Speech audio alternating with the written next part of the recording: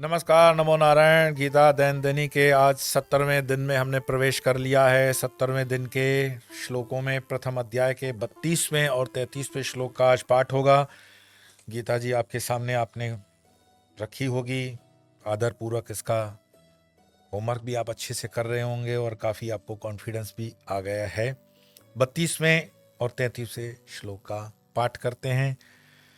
न कांक्षे विजयं कृष्ण न च राज्यं सुखानि च किं नो राज्येन गोविन्द किं भोगः जीवितेन वा येषाम् अर्थे काङ्क्षितां नो राज्यं भोगः सुखानि च त इमेव स्थिता युद्धे प्राणास्त्यक्त्वा धनानि च। 32वें और 33वें श्लोक का अर्थ है, हे कृष्ण, मैं युद्ध में विजय नहीं चाहता। कौन कह रहा है? अर्जुन कृष्ण को कह रहे हैं, मैं युद्ध में विजय नहीं चाहता और न राज्य और सुख भोग ही चाहता हूं। हे गोविंद, हमें राज्य से क्या प्रयोजन, विषय भोगों से या जीवन से भी क्या प्रयोजन है कि जिन लोगों के लिए हमें राज्य, भोग और सुख आदि चाहिए वे ये आचार्य, ताऊ, चाचे, लड़के, दादे, मामे, ससुर, पोते, साले तथा संबंधी तथा प्राणों को छोड़कर जो युद्ध में खड़े हुए अन्य हैं। आप इस स्थिति को समझे कि कल के पाठ के अंदर जब मैंने कहा कि उनको विपरीत लक्षण दिखाई दे रहे हैं, उसके अगले दिन के पाठ में आप देखो कि उनके अंग शिथिल हो रहे हैं। उसके एक अगले दिन के पाठ में देखोगे दो सेनाओं के बीच में युद्ध में वो अपना रथ लेकर के निरीक्षण कर रहे हैं। आज निरीक्षण कर लिया है, देख रहे हैं, रिश्तेदार हैं। और याद रखना, जब तुम थोड़े से दुख में होते हो ना, थोड़ा सा दुख, और आजकल का दुख क्या 2024 का, बोले ट्रेडिंग के अंदर 5,000 का नुकसान हो गया, ये दुख है आज के। और फिर मुकेश के गाने या तलत महमूद के गाने लगाकर रात में सोते हो। कोई मुझे बताता है कि ट्रेडिंग में लॉस हो गया, स्वामी जी कल 2 पैक ज्यादा पी लिए। ये दुख नहीं है, ये दुनियावी चीजों से जोड़ करके ठीक है बात, लेकिन आध्यात्मिक रीत से ट्रेडिंग के अंदर 5,000 चले गए या व्यापार में तुम्हारे 1,00,000 चले गए या कोई और छोटा मोटा नुकसान हो गया, ये कोई बहुत बड़ी बात नहीं है। रीजन, ये जो करेंसी है ये धरती की करेंसी है, अष्टलक्ष्मी की एक करेंसी है, करंट है, बहाव है। ये करेंसी तुम्हारी चित्रगुप्त के पास नहीं चलेगी। कोई ना कोई और प्रधानमंत्री आएगा, रात के 8 बजे डंका बजाएगा, मित्रों सारे नोट बदल दिए जाएंगे, फिर क्या होगा? सारे यहीं रहोगे। और नहीं भी बदले नोट तो 8 बजे कोई चित्रगुप्त खड़ा हो जाएगा कि चले जाओ, तुम्हारा काम पूरा हो गया। क्या किया? कोरोना ने हजारों लाखों को मार दिया, क्या किया उन्होंने? लेकिन दुख के समय हमें कि कई गीत याद आते हैं, भजन याद आते हैं, भगवान याद आते हैं। 2 परिस्थितियां हैं, ये आपको तब इस तरह के विचार आते हैं जब आप परिस्थिति से भाग करके उसको पीठ दिखाना चाहते हो, उसको फेस नहीं करना चाहते हो। Face the worst. मेरे पास व्यक्तिगत जितना भी समय रहता है या जितने मेरे संपर्क हैं, मैंने तो बहुत कम करने का प्रयास करता हूं, फोन पर भी बहुत कम रहता हूं, मिलना जुलना भी मेरा कम है, फिर भी कोई ना कोई आ ही जाता है कि मरने का सोच रहा हूं। मैं कहता हूं तो मरना तो बहुत अच्छी बात है, मर लो। अब वो सुन करके उसके तोते उड़ जाते हैं कि यहां तक तो परिवार में मुझे सहानुभूति मिली कि क्यों मरते हो, कि ये खिला देंगे, ये पिला देंगे, कोई बात नहीं, कर्जा उतार देंगे, कि लड़का भाग रहा था, लड़की के लिए मर रहे थे, अब लड़की दिलवा देंगे। अब मेरे पास आते ही वो कहता है मैं मरना चाहता हूं, मैं मर लो, कब तैयारी है? तो सुनने वाले आश्चर्यचकित। मरना है तो तुम राष्ट्र के लिए मरो, धर्म के लिए मरो, सनातन के लिए मरो। क्या इन छोटी छोटी फालतू चीजों के लिए तुम मरते हो? और जीवन इतना सस्ता कर दिया कि 2 रुपए की रस्सी लटकी और तुम मर गए।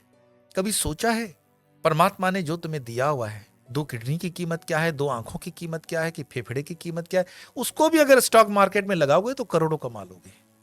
और करोड़ों का ये शरीर परमात्मा ने दिया तुम्हें, तो इसमें 1 रुपए की इन्वेस्टमेंट नहीं है। ये विचार तब तुम्हारा सम्यक होगा जब गीता तुम्हारे अंदर रहेगी। ये डिप्रेशन, ये सारी चिंताएं तब हैं जब आपका कोई पठन पाठन नहीं है। और मैं कहता हूं कि 2 श्लोक, वो कहते हैं ना 2 बूंदें, अमिताभ बच्चन वाला आता है, 2 बूंदें जीवन बचा लेता है, ये 2 बूंदें ही हैं। वो पोलियो से बचाती है, ये जन्म जन्मांतर के आपके रोगों को बचाती है, भव सागर से पार करती है, 2 बूंदें। गीता दैन दनी कितना प्यारा काम करती है। गीता प्रेस गोरखपुर ने ये अमृत 2-2 बूंदों का बांटा है, 365 दिन में पूरी गीता हो जाती है। यहां पर अर्जुन कृष्ण से कह रहे हैं कि हे कृष्ण, मैं युद्ध में विजय नहीं चाहता। अब बताओ, कोई योद्धा है और वो योद्धा युद्ध का निर्णय भी कर लेता है कि मुझे विजय नहीं चाहिए। ये तो ऐसा ही हुआ कि इंडिया पाकिस्तान की मैच हो रही हो और विराट कोहली पहले से कह दे कि मुझे तो जीतना ही नहीं है, तो आप पैर से जूते उठा के मारोगे उसको कि भैया 2000 की टिकट ली है यहां पर, कि तुम जीतोगे नहीं, हारने का पहले निर्णय सेटिंग कर रखी हुई है। यहां अर्जुन वो नहीं, उस भाव से न देखते हुए निराशा के अंतिम गर्त में गिरे हुए हैं। मैं कभी कभी आपका थोड़ा मनोरंजन इसीलिए करता हूं कि यह विषय थोड़ा सा गहन है और उसको समझने के लिए थोड़ा हंसना खेलना, आपके मसल्स को एक्सरसाइज करना जरूरी है। कि बिल्कुल एक चित्त होकर के मुझे देखोगे और सुनोगे तो हो सकता है बावलों की तरह गीता समझ नहीं पाओगे, गालियां दोगे कि गीता तो समझ में नहीं आई, बहुत बोरिंग हो गया। वेदांत का विषय ड्राई है, शुष्क है। वेदांत को समझाने के लिए थोड़ी थोड़ी उपमाएं हम इसीलिए देते हैं ताकि आप थोड़े से हंसते खेलते रहो और समझ जाओ। और आजकल के दुनिया से उठाते हैं, ये कहीं पे वेदांत में लिखा हुआ नहीं होता है कि गीता में ये सब चीजें लिखी नहीं होती, पर आपको सरल समझाने के लिए बताते हैं कि आप थोड़े से हंसो और इस गहरे विषय को समझो। तो अगर विजय नहीं चाहते हो, अर्जुन अगर विजय नहीं चाहता है, तो फिर युद्ध भूमि पे कर क्या रहे हो तुम?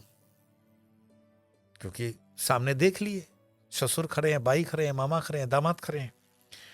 आगे वो ज्ञान देते हैं जिसको हम कहते हैं ना ज्ञान देना, वो कृष्ण को ज्ञान दे रहे हैं। कृष्ण आएंगे दूसरे अध्याय में, जब आएंगे तब आएंगे, पहले तो अर्जुन का ज्ञान सुन लो कि मैं विजय नहीं चाहता, न राज्य और सुख भोग ही चाहता हूं। ये क्षत्रिय धर्म के पालक हैं। आगे कृष्ण उनको कहेंगे तुम्हारा स्वभाव तुमको लाएगा युद्ध में, क्योंकि आप स्वभाव के बिना जी नहीं सकते हो। स्वभाव आपको वो सारे काम करवाएगा, सारे कार्य करवाएगा, सारे कर्म करना। अगर जीतना है तो स्वभाव को जीतो, कर्म को नहीं जीता जा सकता है। स्वभाव को जीतो, स्वभाव जीत लिया, कर्म अपने आप जीत लोगे। तो मुझे राज्य नहीं चाहिए, सुख नहीं चाहिए, और गोविंद हमें राज्य से क्या प्रयोजन? अब बताओ, क्षत्रिय है, राजा है, राज्य नहीं करेगा तो क्या गाय भैंस चराएगा? ब्राह्मणों की तरह वेदांत पाठी बनेगा या वैश्य की तरह व्यापार करेगा? क्षत्रिय है, राज्य करेगा, उसका स्वभाव है राज करना। देखा है आपने, जो राजनीतिक बूढ़े भी हो जाते हैं वो अंत में अपने सोसाइटी के भी अध्यक्ष जरूर बन जाते हैं। वो स्वभाव है उनका राजनीति के अंदर, और उस स्वभाव से वो कभी दूर नहीं होते हैं। छोटी सी कहानी से आप समझ जाओगे कि औरंगजेब ने अपने पिता को जब जेल में डाला तो उसको पूछा, मैं आपकी कोई भी 2 बातें मानने को तैयार हूं, कौन सी 2 बातें मानूं? 2 बातें ये होंगी कि काम के लिए आप एक बात बताएंगे और खाने में आपको क्या चाहिए वो बताएंगे। तो औरंगजेब के पिता ने कहा कि 2 बातों में पहली बात यह है कि मुझे खाने के लिए कुछ जो तुम एक अनाज देना चाहते हो वो चने होने चाहिए, और दूसरी शर्त जो मैं रखना चाहता हूं कि जो कर्म के हिसाब से मुझे कार्य करना है तो मुझे कुछ बच्चों को पढ़ाने की छूट दे दो। औरंगजेब ने कहा, बूढ़े हो गए, जेल में आ गए, फिर भी सुधरे नहीं, कि उन 25 बच्चों के ऊपर भी अपना दायित्व, मतलब अपना जो वर्चस्व दिखाने के लिए तुम टीचर बनना चाहते हो, उनको सिखाना चाहते हो कि तुम राजा हो, जेल में भी। और चने की दाल या चने इसलिए तुमने मांगे कि चने से कई चीजें बनती है। औरंगजेब ने दोनों मांगों को ठुकरा दिया। आदमी स्वभाव नहीं बदलता है, स्वभाव बदलने में समय लग जाता है, और यहां क्षत्रिय हैं अर्जुन, और स्वभाव बदलने की बजाय कर्म को बदलना चाहते हैं कि मुझे राज्य नहीं चाहिए, मैं युद्ध नहीं करूंगा, मुझे इससे क्या प्रयोजन है, विषयों के भोगों से जीवन को क्या। और जिन लोगों के लिए हम राज्य भोग और सुख चाहते हैं वो तो अपने ही हैं। जैसा कि आप कहते हैं कि श्लोक का अंतिम भाग थोड़ा सस्वरा फास्ट वाला हो, तो मूल स्वर में आएंगे हम। 32 और 33वां श्लोक, प्रथम अध्याय।